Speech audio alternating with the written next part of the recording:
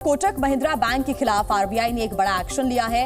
Bank पर कुछ सख्त पाबंदियां लगाई गई हैं, जिससे बैंक के सिस्टम और काम करने के तौर तरीकों को लेकर सवाल अब खड़े हो रहे हैं। आरबीआई को कार्रवाई आखिर क्यों करनी पड़ी और इस एक्शन के बाद बैंक से जुड़े हुए जो ग्राहक हैं, जो कस्टमर्स हैं, उन पर इसका क्या असर पड़ेगा? बैंक से जुड़े कर्मचारियों का आखिर क्या होगा आगे? इन तमाम सवालों के जवाब हमारी इस रिपोर्ट में देखिए।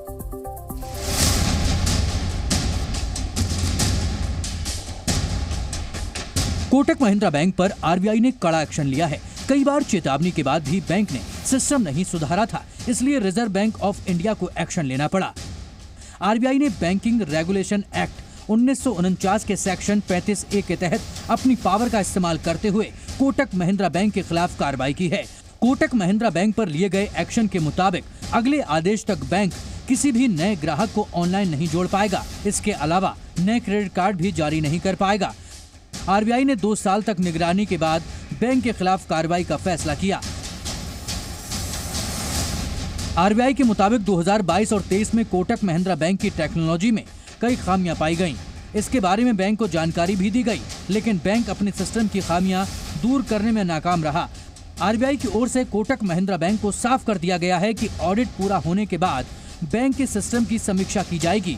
उसके बाद ही तय होगा कि आगे क्या करना है। राहत की बात यह है कि मौजूदा ग्राहकों को बैंक पहले की तरह ही अपनी सभी सुविधाएं जारी रख सकता है। आरबीआई के बड़े एक्शन के बाद ग्राहकों का परेशान होना लाजमी है। कुछ ऐसे सवाल हैं जो सीधे ग्राहकों से जुड़े हैं। पहला सवाल तो यही है कि क्या कोटक महिंद्रा बैंक में पैसा सुरक्षित है? इसका जवाब है, जितने भी लोगों का पैसा बैंक में जमा है वो पूरी तरह सुरक्षित है। बैंक के जितने भी पुराने ग्राहक हैं वो सभी बैंकिंग सुविधाओं का पहले की तरह इस्तेमाल कर सकते हैं।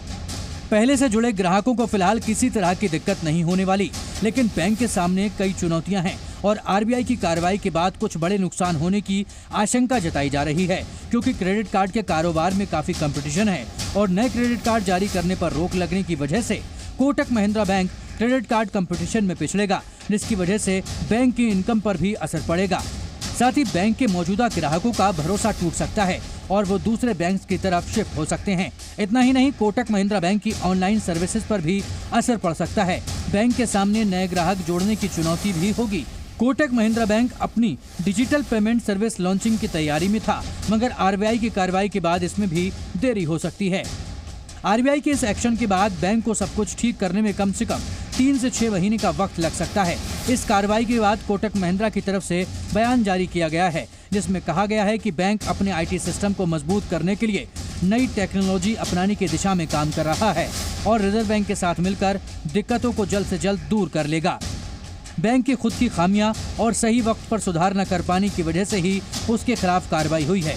मामला करोड़ों लोगों से जुड़ा है, लिहाजा पूरे देश की नजरें इस बात पर टिकी हैं कि आगे क्या होगा। ब्यूरो रिपोर्ट, जी मीडिया। तो देखिए, कोटक महिंद्रा बैंक पर ये एक बड़ा एक्शन लिया गया है। आपको बता देते हैं कि आखिर इस एक्शन के तहत क्या कुछ हुआ है। सवाल उठते हैं कई, उसके जवाब में हम आपको बता दें क्या हुआ है। क्रेडिट कार्ड जारी करने पर रोक लगा दी गई है। इसका जवाब ये है कि आखिर अब आगे जाकर ऑनलाइन ग्राहक इसमें क्या नहीं जुड़ पाएंगे। तो नए क्रेडिट कार्ड को जारी करने पर रोक रहेगी। ऑनलाइन ग्राहक अब नहीं जोड़ पाएंगे। तो वहीं तकनीकी दिक्कत से बैंक ग्राहक परेशान हो गए थे और यही वजह रही कि आरबीआई ने एक्शन लिया।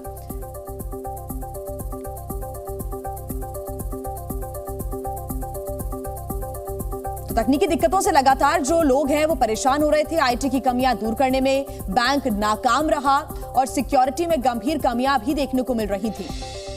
ये भी आपको बता दें कि 2 साल में कई बार सिस्टम में खराबी आई। परेशानी क्यों हुई है ये हम आपको बता रहे हैं। 2 साल में कई बार सिस्टम में खराबी आई। आरबीआई के जो मानक हैं उनका पालन नहीं किया गया बैंक की तरफ से। बड़ी संख्या में मोबाइल एप्लीकेशंस भी नहीं चल रहे थे।